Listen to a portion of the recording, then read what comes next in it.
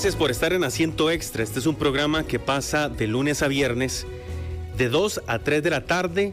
Es conducido, dirigido por el staff de directores de Grupo Extra, de Diario Extra, de Extra TV y también de Extra Radio. Además de un equipo de periodistas que cada semana, cada día de la semana, le traemos un tema que es relevante, de importancia para usted que nos escucha en su casa, en su trabajo, en su lugar de estudio o de camino a cualquiera de estos lugares. Mi nombre es Ángelo Sánchez Araya, les estaré acompañando en esta edición de Asiento Extra de este jueves 10 de julio del año 2025. Es un placer contar con su compañía, que nos dé el privilegio de contar con su sintonía, de tenerlo como oyente en esta frecuencia 92.3 FM de Extra Radio, una emisora de Grupo Extra. Ya nuestra invitada está acá en las instalaciones de Grupo Extra, está levemente retrasada, pero les voy a ir comentando el tema del que vamos a hablar esta tarde. Como ustedes le dan seguimiento a los programas de Asiento Extra, hace un poquito menos de un mes conversamos con dos familias de acogimiento que son que prestan este servicio por medio de Casa Viva. Ellos brindan acogimiento a niños, a menores de edad en condición de vulnerabilidad. Nos contaban las familias de la experiencia que esto ha significado para ellos a nivel global, a nivel familiar, cómo lo han enfrentado, cómo se dio la oportunidad de ser familias de acogimiento, cómo lo han tomado. Y sobre este tema también queremos conversar con el Patronato Nacional de la Infancia sobre el acogimiento familiar. Según datos que nos ha suministrado la oficina de prensa de esta institución, de las personas menores de edad que están en los albergues del Patronato Nacional de la Infancia, que son un total de 1.990 menores, aproximadamente, este corte es de hace aproximadamente 2 semanas, un 89% están en acogimiento familiar, un 9% están en organizaciones no gubernamentales y un 2% permanece en albergues del PANI. Ese 2% son alrededor de 304 personas, 304 menores. Sobre esto vamos a conversar con doña Kenly Garza, que ya me acompaña acá en la cabina de Extra Radio, y con ella conversaremos sobre esto, porque para mí, doña Kenly, buenas tardes, bienvenida y gracias por acompañarnos, primero que todo. Apeguémonos un poquito más al micrófono, eso sí. Ahí sí, ok. Bueno, este dato para mí es sorprendente. Yo no sabía que el PANI también brindaba la posibilidad, y usted, yo lo interpreto de esta manera, usted me corrige, de manera directa, de ser familias de acogimiento. Uh-huh. O sea, si yo como persona y mi familia queremos ser familias de acogimiento, vamos directamente al PANI a hacer esa gestión. Sí, efectivamente. El Patronato Nacional de la Infancia tiene varias funciones: promoción de derechos, prevención, atención y protección. La protección es aquel servicio que brinda el PANI en representación del Estado en personas menores de edad que enfrentan una situación de vulnerabilidad. Cuando el Estado, sea PANI, tiene que proteger a una persona menor de edad y la situación es muy gravosa, atenta hasta contra su integridad, hay que reubicar a esa persona, hacer una separación del núcleo familiar que en ese momento no está siendo nutricio y seguro. Cuando el PANI tiene que proteger, tiene 2 caminos, uh-huh. Pero convenciones internacionales y, digamos, los principios basados en niñez y adolescencia dicen que siempre el patronato deberá proteger buscando que el niño ojalá esté en un entorno familiar. Uh-huh. Por eso lo que siempre... Papá, mamá, hijos, ojalá. Sí, ojalá su propio grupo familiar, pero si algo pasa en esa familia, que puede haber violencia física, abuso sexual, negligencia, entre otras cosas, y el PANI debe retirar a esa persona de ese núcleo familiar, buscará en primer lugar un acogimiento familiar. Esto es valorar si hay una abuela, un tío, una hermana mayor, un familiar de la red familiar extensa que pueda constituirse como un recurso familiar, como un acogimiento familiar. Eso lo hacemos primero con la familia extensa. Si no hay familia extensa, entonces posteriormente revisamos si hay familias a nivel comunitario. ¿Y cómo podemos establecer esto? Bueno, a través de una exploración, una valoración que hacen trabajo social, y además hay que valorar las competencias parentales. No es como yo quiero, si alguien ocupa, yo levanto la mano. No es solamente un asunto de querer. Hay que entender que el acogimiento debe ser temporal, que esa persona o esa familia va a ser valorada psicosocial y económicamente y a nivel de competencias parentales, para ver si Kenley Garza, que dice que puede constituirse en un acogimiento familiar, tiene las condiciones para hacerlo pensando en la persona menor de edad. Entonces hay una valoración, y si la persona puede, quiere, tiene condiciones, el PANI busca en casi un 89%, las ubicaciones son en entornos familiares. Y de último, la última ratio es en un albergue. ¿Cuánto tiempo permanecen estos menores con las familias de acogimiento? Eso es relativo y variable. ¿Y depende de las familias o depende del PAN? No, depende de la situación que haya meritado que la persona menor de edad haya sido separada de papá y mamá para ser reubicada en un acogimiento familiar. Y tenemos razones que puede ser, digamos, una negligencia, algo temporal, que se trabajó con la familia se fortaleció y otra vez reintegramos a ese niño con su familia, a como pueden ser situaciones de menores expuestos a violencia, abuso sexual, a drogas, abandono, donde muchas veces después de 6 meses, que es lo que el PANI dura con sus actuaciones a nivel administrativo, el caso pasa al juzgado de familia, se judicializa. Y entonces ya hay una orden de un juez que establece la permanencia de esa persona menor de edad en ese entorno. Sacarla del núcleo. Mantenerla. Pero, digamos, del núcleo donde nació, si hay violencia y un tema de vulnerabilidad para el menor, ¿sacarla ahí es una orden judicial? No. Vamos a ver, el primero que entra es PANI, ¿verdad? Siempre, por lo general, va a ser PANI en la mayor parte de las veces. El PANI nos llaman, una llamada al 911, parece ser que se escuchan niños llorando en un hogar, vaya PANI va con el equipo psicosocial que hacen esa primera intervención, valoran, entrevistan, revisan si el niño está en riesgo, aquí hay abuso, aquí hay maltrato, aquí hay negligencia, aquí hay violencia, vamos, hay que retirar el niño. Se hace una medida, es una medida administrativa donde el PANI dice, este niño no puede estar aquí, lo vamos a reubicar temporalmente. Inmediatamente, si es una situación muy grave, el PANI tiene 24 horas para responder y resolver la ubicación de la persona menor de edad.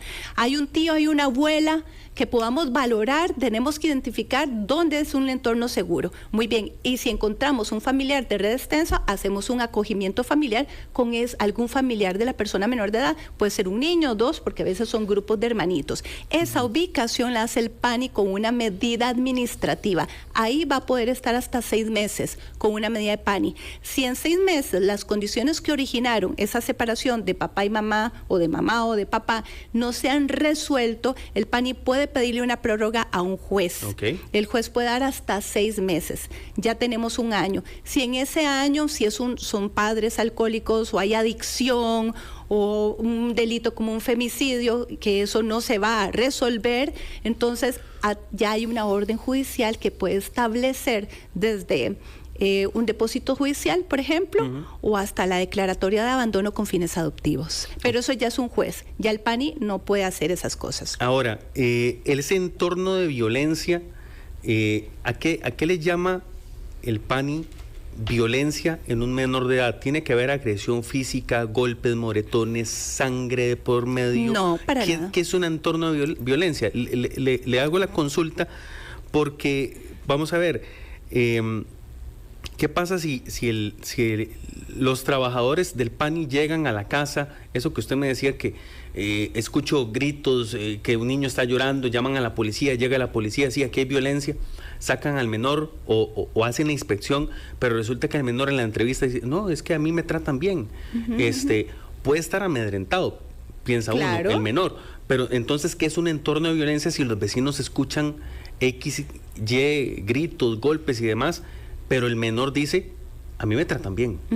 Bueno, en primer lugar, siempre se toma en cuenta la versión de las personas menores de edad de acuerdo a su edad y a la autonomía progresiva. Pero además el PANI tiene que valorar con un cruce de fuentes de diferentes naturalezas. Entonces tenemos que investigar con la familia, con el niño, con los padres, con los vecinos, con el centro educativo, incluso vamos al servicio de salud, hacemos toda una coordinación para poder correlacionar y ver la consistencia, porque si hay una niña que está sufriendo abuso sexual desde su hogar, es propio de los ciclos de violencia la amenaza y la amedrantación, el amedrentamiento. Además de eso, muchas veces la persona que es violentada y agredida sexualmente tiene un vínculo de amor-odio con su agresor, porque lo ama por ser su padre, por ejemplo, pero también está todo el trauma de estar sufriendo abuso. Entonces, claramente, el patronato no puede basar sus decisiones de separación temporal en lo que diga un adulto o lo que diga solamente un niño. Tenemos que recabar evidencias y además eso nos puede llevar a que si estamos ante ya no solamente una conducta negligente, por ejemplo, sino una comisión de un delito, el PANI debe interponer las denuncias a nivel judicial. Las violencias sabemos que no siempre dejan una marca. Un hombre o una mujer adulta que toque en lugares inapropiados el cuerpo de un niño, que acaricia donde no debe acariciar, esto no va a dejar un golpe, un hematoma, pero deja un trauma y una herida emocional. Entonces, por eso es que al trabajar con niñez y adolescencia, incluso trabajamos de la mano del Hospital de Niños, de Fiscalía y demás, porque la forma de acceder al fondo y la verdad de las cosas para tomar decisiones que sopesen el principio del interés superior de la persona menor de edad implica escuchar su voz, pero también considerar otras fuentes de información, y no siempre hay golpes, no siempre hay amenaza.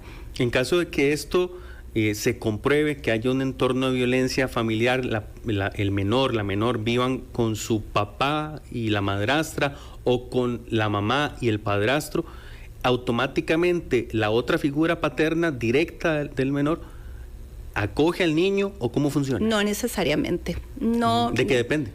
Vamos a ver, en nuestros días quisiéramos pensar que siempre las familias biológicas son perfectas, pero la verdad de la familia, las personas no lo somos, las familias tampoco. Si el niño está con mamá y esa mamá resulta negligente, el niño tiene días de estar enfermo, no lo lleva al hospital ni a la clínica, el niño está desnutrido, no va a la escuela, o incluso para disciplinarlo lo golpea, el PANI llega y existe un papá. Podría existir un papá, pero podría ser un papá que nunca se hizo presente. Podría ser un papá que esté en una condición de riesgo o que tenga, digamos, que no tenga una estabilidad económica para solventar las necesidades básicas de la persona menor de edad, o incluso que nunca haya ningún tipo de vinculación afectiva. ¿Pero es la primera persona con la que se llega a conversar o esperan ustedes que sea esa persona, el papá o la mamá, que dé el paso hacia el PANI? Cuando hay una situación violatoria de derecho en un hogar, eso siempre trasciende en la familia. La familia dice, llegó el PANI.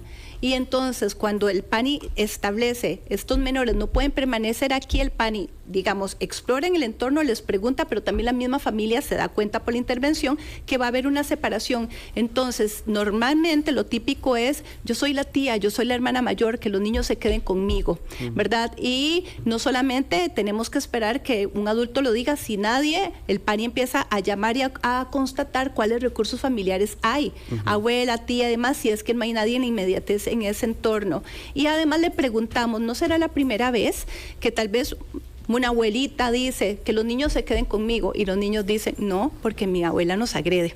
No, porque mi abuela... Exacto, entonces no basta con que el adulto levante la mano. Realmente la decisión es compleja. ¿Qué pasa si esto... Bueno, aquí en el contexto que estamos hablando, usted me hace todo el mapeo de los familiares que siguen, si lo estoy sacando de la casa de la mamá o del papá, y si los papás biológicos no califican, todas las otras figuras se pueden calificar como acogimiento familiar. No, también. Son posibles recursos, ¿verdad? Pero a veces existiendo un familiar no hay interés. O digamos, de acogerlo y recibirlo. No necesariamente. Por ejemplo, hablemos de los adolescentes. Un adolescente tal vez con un comportamiento disruptivo, un adolescente en conflicto con la ley, un adolescente en franca rebeldía que ha agredido a sus padres y que el PANI debe, digamos, incluso proteger a la familia, sí, ¿verdad? Pueden haber abuelos, tíos, pero muchas veces cuando tenemos un comportamiento rebelde, desafiante y en franca violencia contra todos los límites, ya en ese entorno familiar no hay alguien que lo pueda contener ni recibir, y el PANI también entra en esos casos. Y ahí sí llega la figura del acogimiento hacia otra familia necesariamente. Sí, pero una tercera familia. Pero también depende, vamos a ver, por ejemplo, si tenemos un niño con necesidades especiales muy severas, es difícil encontrar un entorno comunitario que tenga las condiciones y que quiera. O por ejemplo, nos cuesta también con los adolescentes. Si no hay familia extensa que quiera, también puede ser un poco más complicado que una familia que no hay ningún tipo de vínculo, ni se conocen, quiera levantar la mano para hacerse cargo, porque ya es un muchacho de 17 años, porque es una persona grande. Entonces es más fácil cuando son personas en primera y segunda infancia tener esta posibilidad. Entonces, ¿qué sigue si no hay un recurso familiar? La última ratio, la última opción, que es la institucionalización. Actualmente hay alrededor de 1.990 personas en algún albergue del Patronato Nacional de la Infancia, y para estas personas no hubo una opción de acogimiento familiar. Actualmente tenemos bajo protección 1.990 en albergues de PANI, que tenemos muchas modalidades de albergues especializados, pero en acogimiento familiar el número puede superar los 11.000, las 11.000 personas menores de edad que están siendo cuidadas en un entorno familiar, ya sea su propia familia extensa o entorno familiar. La gran mayoría es la propia familia extensa. ¿Qué son alternativas residenciales? Son albergues del Estado, pero manejados y administrados por una organización no gubernamental, o lo que nosotros conocemos como ONGs. Entonces, actualmente tenemos unas 1.700 casi, 1.600 ONG que son albergues PANI. El PANI tiene un reglamento, una normativa que puede transferir recursos a una ONG, a un programa residencial, para que esas personas menores de edad estén ahí y siendo protegidas. Es un albergue PANI, pero manejado por una ONG, y esto está al amparo de la normativa del Patronato Nacional de la Infancia. Ok, en esos albergues, según los datos que tengo, son 1.686. Exactamente. Y en albergues PANI, en albergues 300. Ajá, y en albergues propiamente del PANI, 304, sí, según este dato. Pero esos dos números que usted se refiere, en realidad son albergues, ¿verdad? Sí, solo, a grosso modo, albergues. Todos son albergues, solo que unos manejados por el Estado y otros administrados por ONGs. Y ese acogimiento familiar es un 89%, son las 11.000 personas que usted me habla. Exactamente, exactamente. Ahora, ¿de dónde? ¿Por qué hay 11.000 en acogimiento? Y porque también quiero hacer una distinción. Muchas veces tenemos una abuelita amorosa que dice, yo quiero, o sea, es cierto, mis nietos no pueden estar con esos papás, yo quiero hacerme cargo, pues una adulta mayor que tal vez tiene problemas socioeconómicos, los nietos la adoran, se quieren quedar con la abuelita, pero esa abuelita no puede. Entonces el PANI tiene un subsidio de acogimiento familiar que puede ser entre 130 y 150.000 colones para que esa abuelita que puede y quiere, los niños también, y es un recurso idóneo, temporal, se ayude para la atención de las necesidades de ese niño o de esos niños. Actualmente el PANI da a poco más de 4.000 subsidios para el acogimiento familiar. La diferencia, que son como 6.000, 7.000 personas, ¿verdad? Esos no reciben un subsidio. Es decir, el niño está siendo acogido, pero no hay un apoyo económico. Estos albergues residenciales que son ONGs, sí, señor. ¿Cómo los escoge el PANI? O si una ONG está interesada, ¿cómo califica dentro del PANI? No funciona así. Tenemos tantos programas residenciales o albergues manejados por ONG como la necesidad del Estado se ha hecho manifiesta a través de 95 años. Si pensamos en el origen del patronato, no teníamos esta cantidad de albergues, ni tampoco teníamos albergues especializados. En 95 años de historia, porque este año cumplimos 95 años el 14 de agosto, el país, el mundo, la sociedad ha ido diversificando lamentablemente las situaciones violatorias de derecho. La cantidad de personas menores de edad que requieren la intervención del Estado para ser protegidas también se ha incrementado, y también las características de estas personas que requieren atención y protección también han sido con el tiempo muy específicas. Por ejemplo, si tenemos que proteger a un adolescente y ese adolescente tiene problemas de adicción, no puede ir a cualquier albergue. Tenemos que tener un albergue especializado para adolescentes, hombres o mujeres que tengan problemas de adicción. Atendemos alrededor de 130 en albergues PANI con problemas de adicción. Por ejemplo, si hay que proteger a un adolescente porque alguien llamó, hay una niña de 13 años embarazada, los papás no han denunciado, suponemos que hay violencia, negligencia, entonces si hay que proteger a esa adolescente embarazada o ya con su bebé, el PANI en aquel entonces, hace 95 años, no tenía albergues para adolescentes embarazadas o con sus bebés. Ahora tenemos que tener albergues especializados para adolescentes madres con embarazadas o con su bebé. O, por ejemplo, las personas que quedan en abandono porque tienen diagnósticos de múltiples discapacidades, enfermedades crónicas, diagnósticos de corta vida, tal vez una familia pobre que no puede llevar 4 veces a la semana a ese niño o por diferentes razones. Ahora el PANI tiene albergues especializados donde hay médicos pediatras, enfermeros, asistentes de pacientes, médicos generales, terapia ocupacional y respiratoria, porque esos niños requieren una atención especializada. Entonces, esos albergues que manejados por ONG no es que dicen yo quiero, ¿verdad? O sea, no es un negocio, no es una transacción, de hecho tienen que ser sin fines de lucro, y es cuando el Estado, o sea, el PANI dice tenemos una cantidad, hay una necesidad de un problema público y no tenemos una respuesta, el PANI digamos, busca la forma internamente o a través de ONGs de generar un programa, un lineamiento y un modelo de atención para resolver esto. Entonces tenemos tantos como la necesidad del país que hemos sabido leer e interpretar nos ha exigido crear. Pero entonces ahorita si usted fuera una ONG y me dice es que yo quiero, no funciona de esa manera. ¿Qué tienen que hacer? Nada, porque no funciona así. Es decir, de hecho Costa Rica tiene un compromiso a nivel internacional porque no hay peor cosa que las personas en los albergues. Eso no es crecer en familia. Existen porque lamentablemente no siempre tenemos un acogimiento y existen porque hay situaciones violatorias de derecho en el hogar y también existe la violencia y el abandono. Pero sí, dicho por la Convención de los Derechos de los Niños y los convenios internacionales que el país ha suscrito, tenemos que no institucionalizar, no queremos niños en albergues y cuando hay que proteger, ojalá nunca utilizar el albergue. Entonces, por lo menos desde la administración, el tiempo que yo he estado, ni un albergue más vamos a abrir, más bien creo que hemos cerrado como 1 o 2, si no ese número lo voy a afinar, no estoy tan clara, pero más gente en albergues, ese número no va a incrementar, no, más bien vamos, de hecho en el plan estratégico del patronato hay un eje que se llama desinstitucionalización, no institucionalizar a los niños para protegerlos, y nuestra meta es reducir, y con la Junta Directiva del PANI llevamos un pulso mensual porque esa cifra debe reducirse, no solamente porque es costoso en la vida de las personas menores de edad, sino que también la inversión supera a creces cuando el niño está en un entorno familiar aprendiendo a construirse en persona de los adultos que generan un entorno protector. Ok, si las ONGs no tienen que hacer nada, ¿cómo las elige el PANI?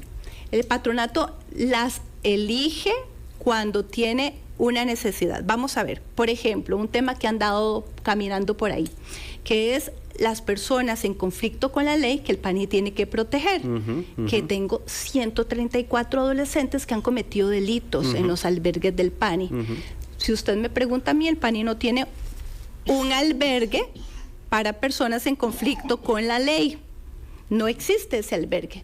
Si de alguna forma hay una ordenanza y resulta ser que el PANI dice digamos, esos 134 están distribuidos entre todos los albergues. Esto es un problema. Vamos a tener que pensar en un programa, vamos a manejarlo con una ONG. El PANI va a escribir, que de hecho ya lo escribió, el modelo de atención de personas bajo protección del Estado en conflicto con la ley. Ya lo escribimos, ya lo aprobó la Junta. Después de eso, el patronato hace una convocatoria a través de sus redes sociales o los mecanismos, digamos, para publicitar que hay una necesidad. Recordemos que nuestra normativa nos habla de convenios, pero también hay que cumplir con ciertos principios, hasta, por ejemplo, de publicidad. Sí. El patronato tiene una necesidad. Ocupamos generar una alternativa de protección o un albergue manejado por una ONG que brinda estos servicios. Y entonces se hace una campaña, una publicidad, incluso a las ONG que ya tenemos convenio les decimos, ocupamos una respuesta para esto, sin ninguna, hacemos publicaciones, pero no es como algo que andemos buscando. Eso únicamente pasa cuando hay una necesidad y en los servicios que tenemos no exista un albergue de tales características.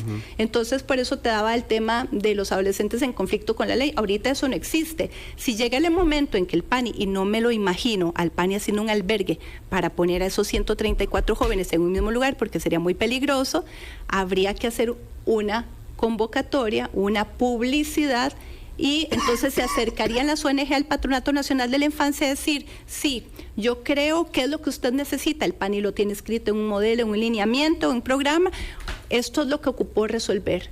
Entonces las ONG hacen un planteamiento que es analizado técnica, legal y financieramente hablando para que entre en concordancia con nuestros fines y sea viable. Hay acreditaciones, viabilidades y luego pasa por junta directiva donde se aprueba o no la generación de un convenio. O sea, esto ya está en un papel.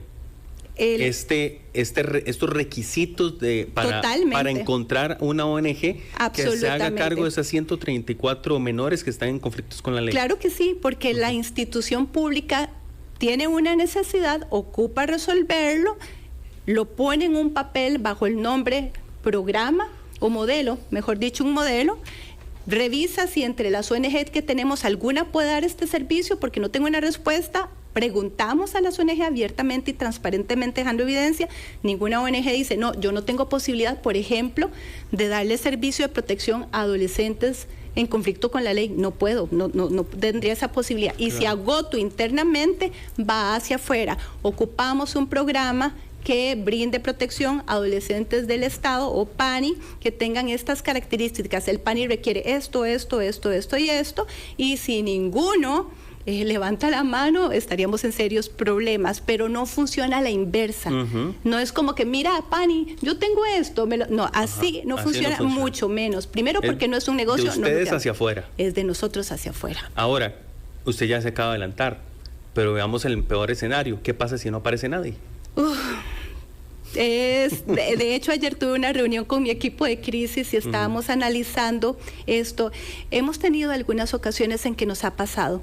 Por ejemplo, Dios no lo quiera, pero si tuviéramos una emergencia, una inundación, nuestro país que está tan expuesto a las emergencias climáticas y hay que cerrar un albergue y hay que moverlo a otro lugar, yo tendría que encontrar, el PANI, una respuesta. Y si en ese momento no hay una respuesta, interés superior. El Estado siempre tiene que encontrar la protección de esas personas menores de edad. Podríamos ir incluso hasta una contratación de emergencia, que es pagar los servicios. En algún momento pensamos, digamos, con una ONG el año pasado, que las personas menores de edad que están ahí tienen muchas enfermedades, ocupan mucha supervisión médica y que no hubo una ONG, de hecho no hay una ONG todavía que pueda hacerse cargo de esa población. Hasta consideramos, llevémoslos a un hospital. Lo que pasa es que no cumplían criterios de hospitalización. ¿Cómo lo resolvimos? Con una contratación por emergencia.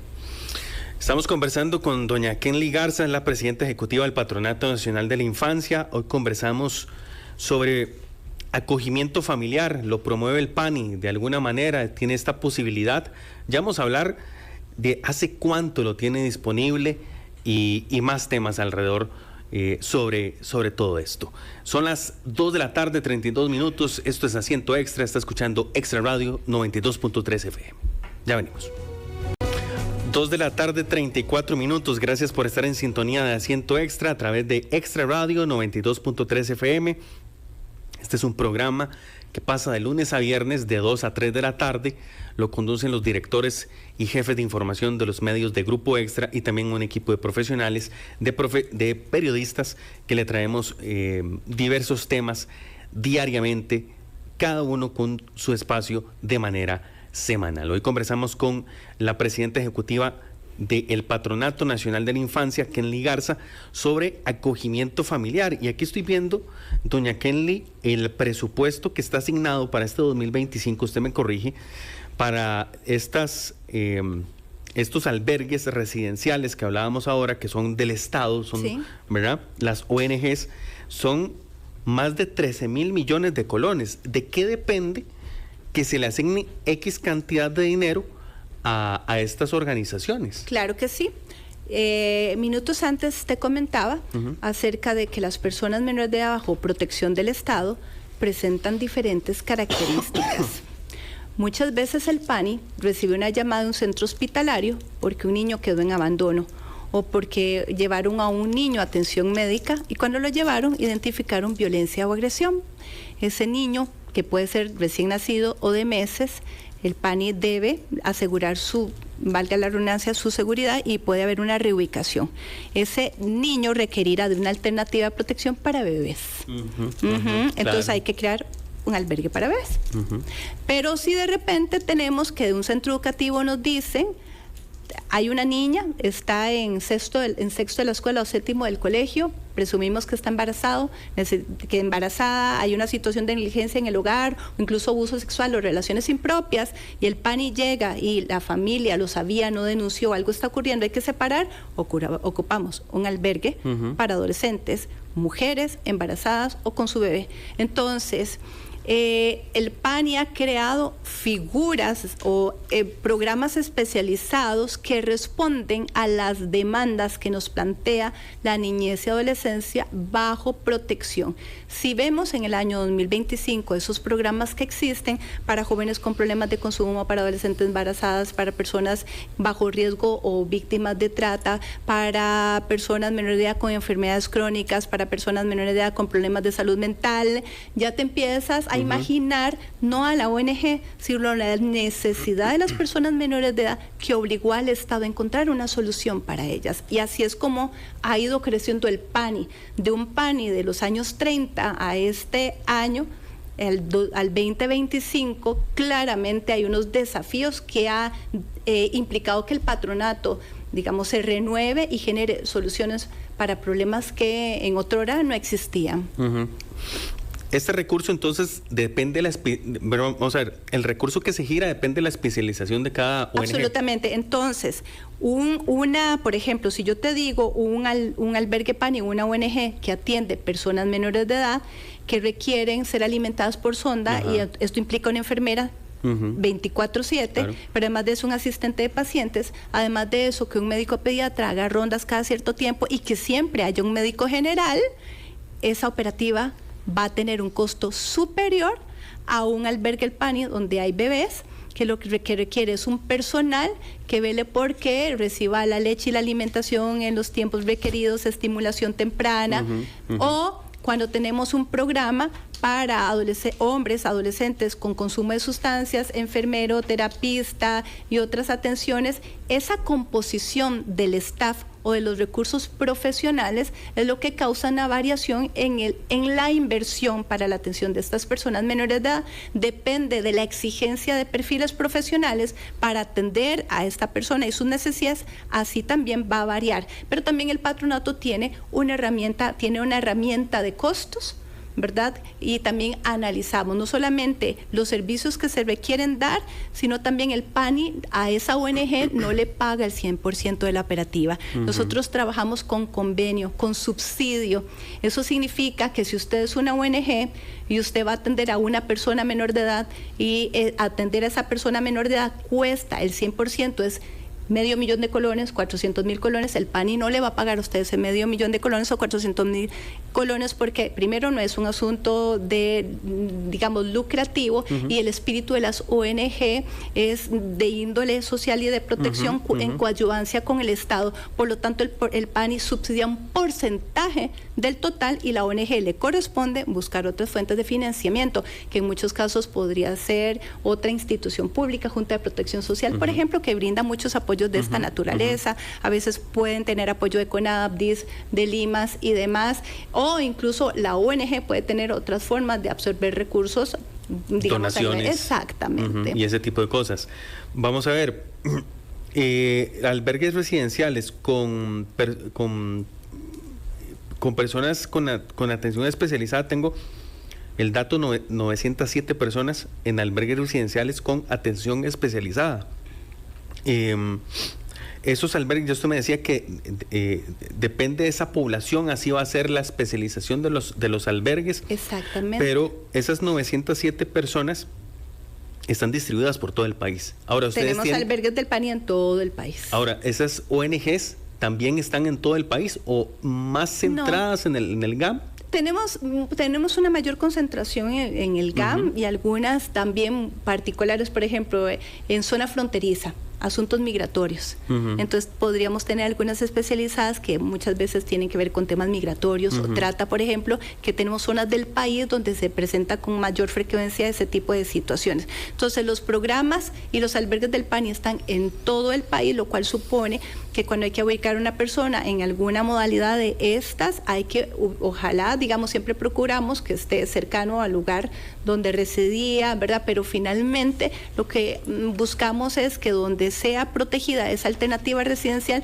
responda a sus necesidades. Y eso puede ser que el niño vivía en San José y tengamos que ubicarlo en Heredia, por ejemplo. Yo me di cuenta de familias de acogimiento por un lugar al que frecuento.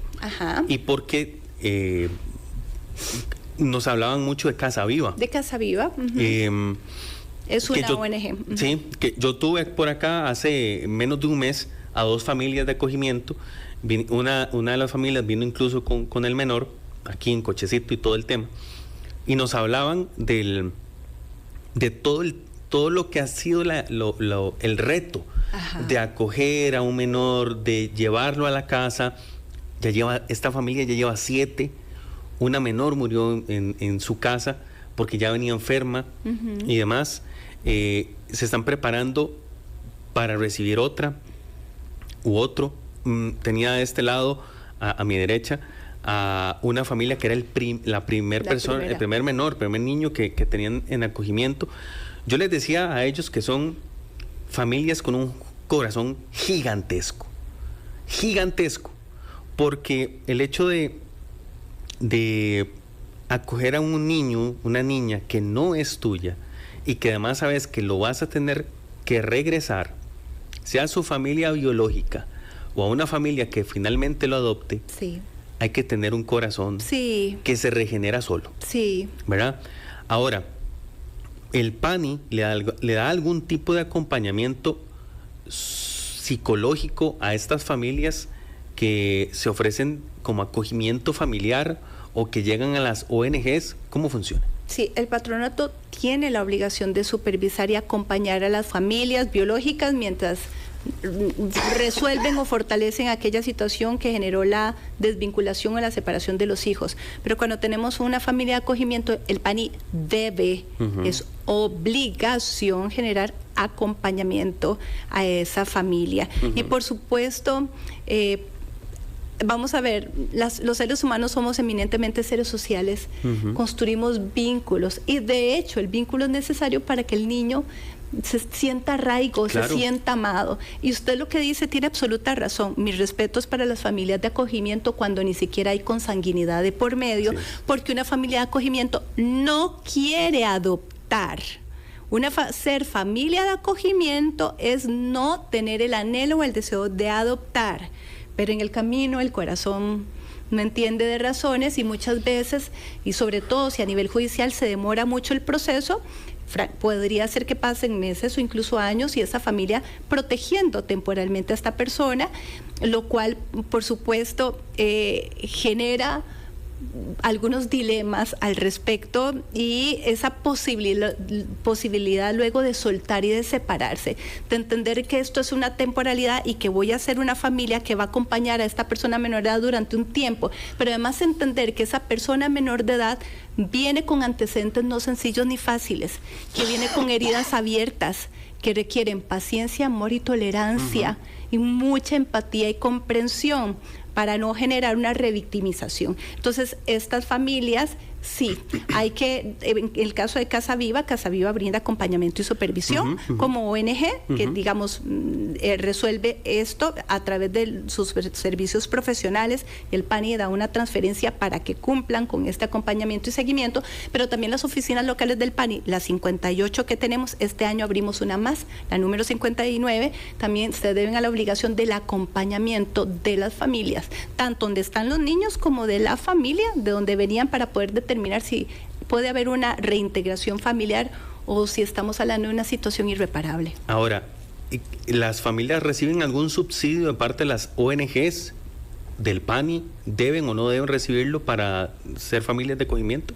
No necesariamente, eso va a depender de la condición socioeconómica de la familia. Como le expliqué antes, subsidio de PANI, además es un presupuesto limitado. Claro. Digamos, si yo le digo a usted que hay como 4.300 familias aproximadamente que reciben un subsidio por este acogimiento, y hay otras 11.000 que no reciben subsidio, no significa que en estas 11.000 no haya gente que lo requiera, es que también tenemos un presupuesto limitado. Disculpen a los oyentes.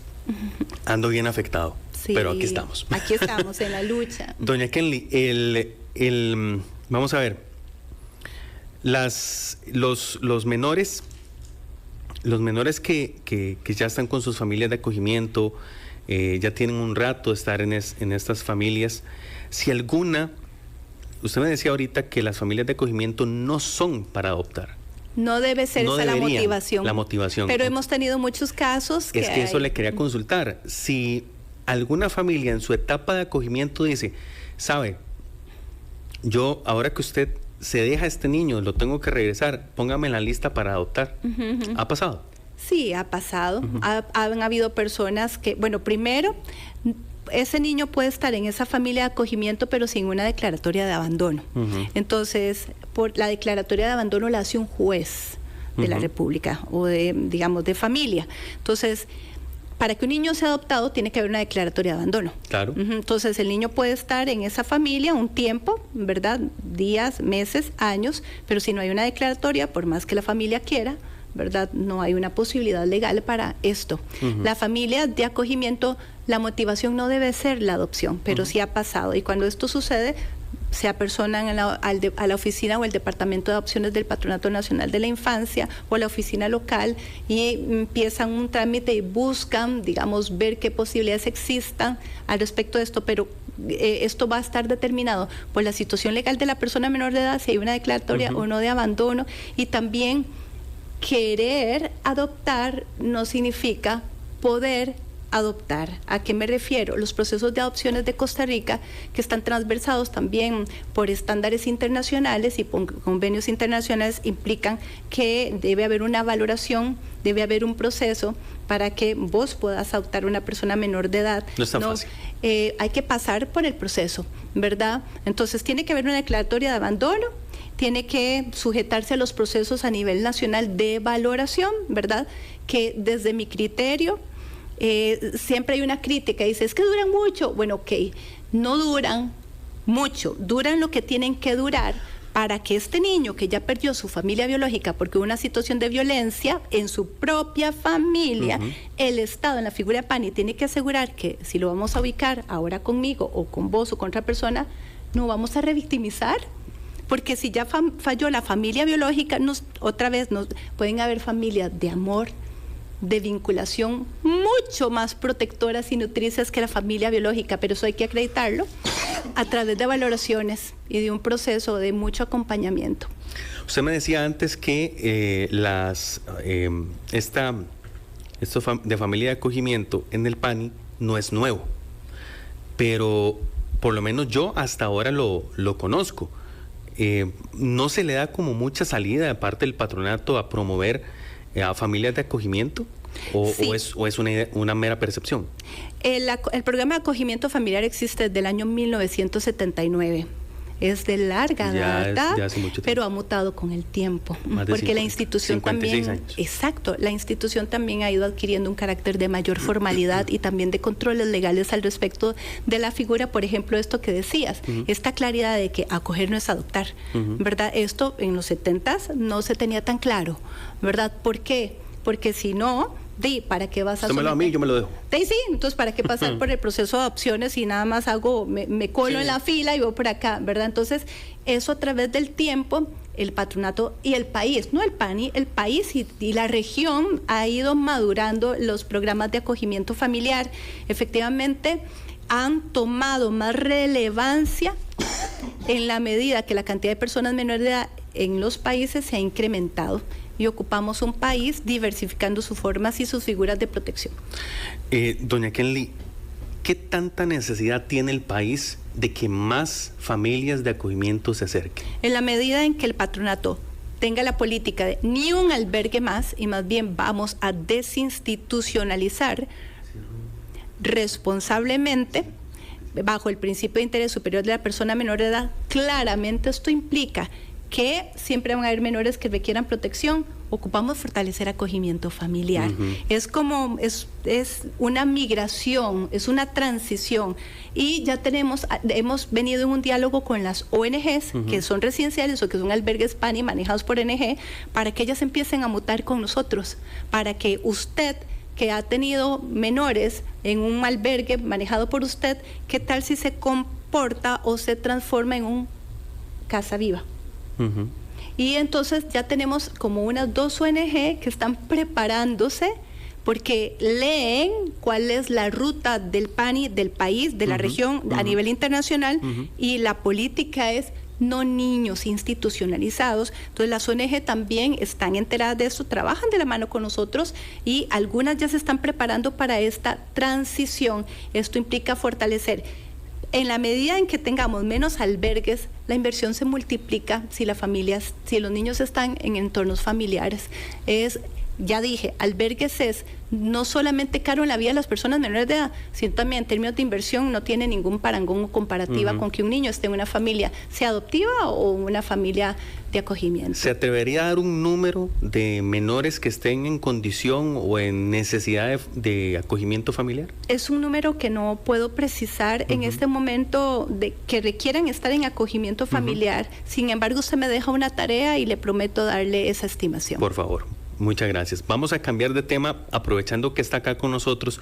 Se acerca la romería y nos comentábamos en redacción que el PANI va a poner a disposición pulseras identificativas para menores de edad durante la romería. ¿Cómo funciona eso? Claro que sí.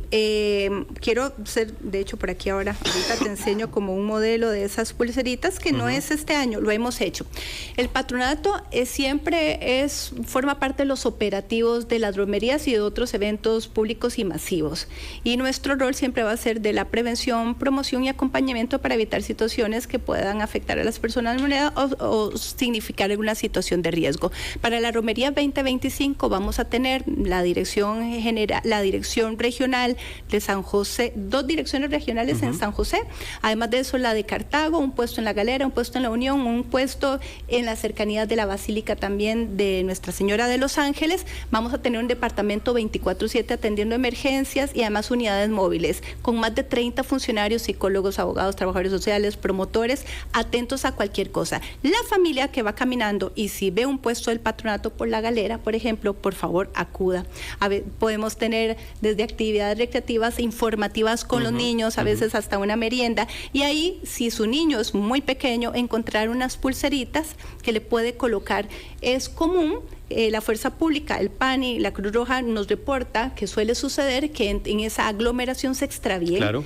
Y entonces el niño sufre, hay una angustia, y a veces los adultos ven un niño, ay chiquito, ¿dónde está su papá y su mamá? No sé, ¿y cómo se llaman? Dice el nombre, no sabe el apellido, algún número, no me lo sé. Entonces hemos descubierto al pasar de los años que sobre todo con los más pequeñitos, claro, un distintivo, una pulserita que tenga el número de contacto en caso de un extravío facilita, acorta la angustia y permite rápido reunificar esa familia con sus menores, pero quisiéramos que las pulseras no se utilizaran. Y la pulsera lo que va a tener es eso, el número de contacto. El nombre del adulto responsable. Ajá. Y un número de contacto, ¿verdad? Pero otra vez, eso es meramente preventivo. En realidad no deberíamos ni ocuparlas, porque el padre no debe separarse del menor y debe ejercer una completa supervisión, además de la hidratación, de no exceder las caminatas de los niños, considerando que no son adultos, el protector solar además, y que todos los adultos que andemos transitando por esos días veamos que no hayan adolescentes consumiendo alcohol o drogas, que lo reporten, que no haya mendicidad, trabajo infantil o cualquier situación. Para eso va a estar Patronato, Fuerza Pública, Cruz Roja, a quienes pueden llamar, o al 911. ¿Van a funcionar en qué horario? ¿O va 24 horas? 24/7, exacto, desde el 1 al 2 de agosto. El 1 y 2 de agosto. Exactamente, porque el 1 hay una gran afluencia, y bueno, ¿Primero desde qué horas? Desde la mañana, justamente, aunque nuestros departamentos de atención y respuesta inmediata amanecen trabajando, exactamente, y durante todo ese primero, la afluencia y luego las actividades oficiales del día 2. Para que los papás lo tengan cerca e instruyan a los niños, porque vamos a ver, yo estoy de acuerdo con usted, uno no debe separarse del menor, no espere que el menor no se separe de usted no se separe del menor, pero en caso de que suceda, porque llevo un montón de niños a la caminata, porque voy, digamos que como guía de un montón de niños, y uno se extravía, ¿qué tiene que hacer ese niño? ¿Cómo yo como papá que voy a hacer el recorrido puedo instruir desde antes de salir de casa? Mire, si usted se pierde, lo que usted tiene que hacer es esto. Sí, eso es muy importante. Si vamos a ir, prevengan. Esas situaciones suelen suceder. Vamos a estar siempre juntos, no se separen. Si alguien sucede algo y nos perdemos y no nos encontramos, ¿verdad? Entonces busque, o digamos, si ves un policía o si ves un cruz rojista, pero si no, a un adulto, ojalá a un grupo familiar, que el niño se diga, no encuentro a mi papá, a mi mamá. Si es una persona que ya tenga teléfono celular, porque en Costa Rica le estamos dando teléfono celular a muy chiquititos, pues por favor de una vez llame. Pero y además eso es un llamado a todas las personas que van a hacer la romería, también ser garantes de la protección de todos los niños, aunque no sean nuestros niños. Los niños son de Costa Rica, son de la patria. Todos tenemos que constituirnos en adultos protectores, supervisores, y alertar, aunque no sea mi niño, y estar muy atentos de esto. Entonces, un plan de prevención, familiares con los niños antes de salir. Incluso usted mismo podría generar su propia pulserita. También, o aquí, mire, un papelito. Este es nuestro plan de emergencia, ¿verdad? No con cualquier persona. Si tienes que pedir ayuda, fíjate en estas características de pedir ayuda, ¿verdad? Pero además, si ves busca un PANI, una oficina del PANI, un policía de fuerza pública, alguien que tenga un teléfono, si el niño no tiene teléfono, pero le dejamos un contacto en caso de emergencia. Y pues siempre la prevención va a ser la mejor respuesta. Doña Kelly, gracias por haber venido. No, a las órdenes, encantada. La voy a comprometer para el 14 de agosto, para que nos atiendan desde buena mañana. A las 7:30. Sí, por supuesto. Para que hablemos de ese 95 aniversario del PANI. ¿Qué le parece? Encantada de hacerlo. Los costarricenses requieren saber, porque escuchamos mucho lo que dicen los costarricenses, de dónde venimos, dónde estamos, pero sobre todo el prometedor futuro de una institución que quiere estar a las órdenes y responder de la mejor manera a Costa Rica. Pues ahora lo terminamos de agendar. Gracias, doña Kelly. A las órdenes. Gracias a todos por habernos acompañado en Asiento Extra, aquí a través de los 92.3 FM de Extra Radio. Siga informándose a través de todos los medios de Grupo Extra. Los esperamos en una próxima edición el día de mañana a partir de las 2 de la tarde. Feliz tarde, que la pase bien.